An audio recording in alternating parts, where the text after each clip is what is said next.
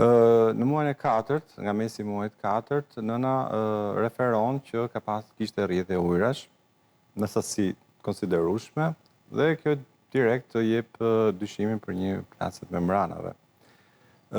Zakonisht është të zënin në këtë periudhë kohore, kur ndodh kjo, le të themi kjo fatkeqësi, nuk kanë të ardhme. Do thotë që është baby shumë herët për të jetuar, ekspozohet me rrezikun e infeksioneve brenda në bark dhe në përgjithësi këto përfundojnë fatkeqësisht në aborte.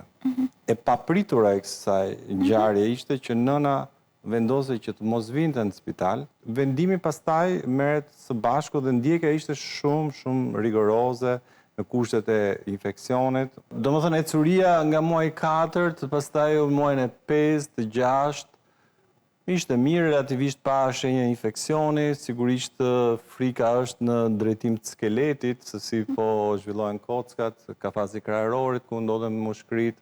Gjitha këto dyshime me analizat nuk tregonte asnjë problem, shkuan në muajin e 7, fëmia jetonte, zemra punonte mirë, gjymtyrët zgjateshin, pra le të themi rritja ishte brenda tyre, brenda le të themi percentileve ose mesatareve të normës, kështu që kjo na dha mundësi dhe shpresë pastaj mbas një muaj, 2 muaj të mendonim që vërtet natyra do bënte mrekulli me këtë fëmijë. Por sigurisht gjithmonë ke një pasiguri se si po shkon brenda fëmia, domethënë se si po formohen organet dhe si po do funksionojnë ato mbas lindjes. Gjithsesi, lindi, erdhi në spitalin ton, ushtrua disa ditë përpara për të plotësuar me analiza, me ekzaminime, dhe pastaj, pas një qëndrimi jo të shkurtër kohor në maternitet, doli nga spitali dhe kjo ishte pastaj suksesi.